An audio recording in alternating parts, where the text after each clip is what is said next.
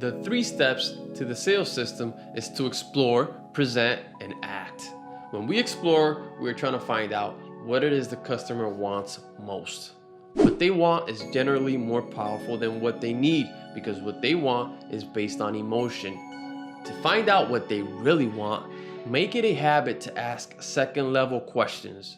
The second-level question is when you ask yet another question after they responded an initial one. You do this to get a deeper understanding on their wants. Also ask why often. Why do you feel this is a better choice for you? Why are you in the market for this specific product? Why can be very powerful. A tip I would suggest is to take notes on the conversation. This not only tells your customer that you are engaged, but also makes it easier to remember all the valuable information you're gathering from the talk. Lastly, during the exploration phase, we want to summarize back to the client all they are looking for as a solution.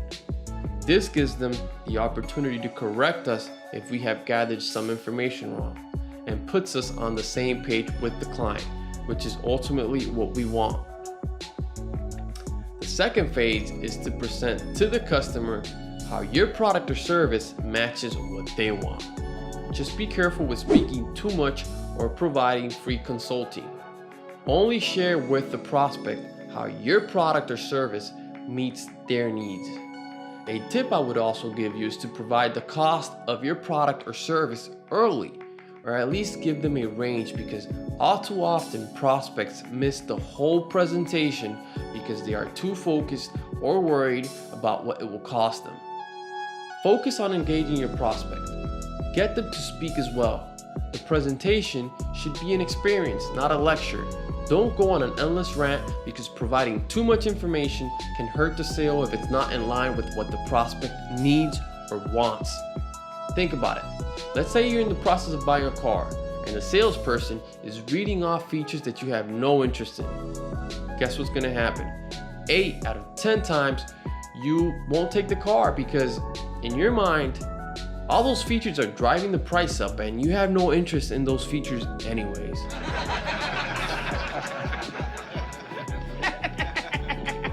Make an effort to make your presentation lighthearted. A little humor is useful in bringing the guard down. Look for nonverbal cues. How are they sitting? Are they distracted? If you notice someone is disengaged, I would suggest you pause and ask them a question as to reel them back in. Next, we move on to the final phase, the act phase, closing phase. But tread carefully because you may scare your prospect if you are too aggressive. The first thing you may want to do is ask the customer how they would like to proceed. You have to give them the opportunity to close themselves. In most cases, they will not. They just won't be ready to commit. So ask them a couple questions and gauge where they are at. For example, on a scale of 1 to 10, how interested are they in the product or service? If they're low on the scale, then you may want to ask further questions and explore the reason why they are so low on the scale. If you notice they are not interested at all, you may ask the following. It seems you're not ready to commit at the moment. Is that correct? Letting the customer know you're comfortable with them telling you no makes you much more trustworthy and saves you time. I'll explain further a little later. Ultimately, your goal is to guide the customer through to the next step of your sales process. So if they need time to think about it, or if they are shopping around, what you need to do is let them know that's perfectly fine, but you would like to set up a follow-up call for a set date that's good for them. This adds some urgency, but also lets them know you're okay with them testing the market. They're gonna do it anyways. But before you let them go, an extremely important question you should ask is this. Have I described the product or service adequately?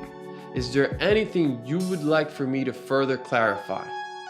Very important you ask that because you've invested enough time into this presentation and you don't want the prospect going out into the market with confusion about your product or service. Needless to say, you must follow up with this lead because the money is in the follow-up. Even though a lot of your prospects will still be undecided on your follow-up call. So you will have to keep reaching out until they say no. The goal is to get an answer from them even if it's no.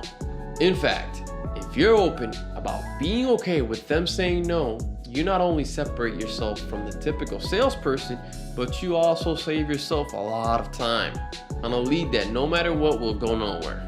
What do I mean by that? Well, most people are polite, so they have a hard time saying no. Instead, they give you the runaround and quite frankly just make you lose valuable time. So why not eliminate the possibility of that happening and figure out as soon as possible how they feel about your product and what's stopping them from committing. Even if you get a no, you still won because you saved yourself valuable time. So shoot for an answer, even if it's no. Now, if they genuinely need time to make a decision, then that's fine, perfect. Set a new date, put it on the calendar, and follow up. All your meetings or phone calls should inch you closer to the end game, which is for the prospect to commit and become a customer. This is BizTalk, your place for practical business tips and advice.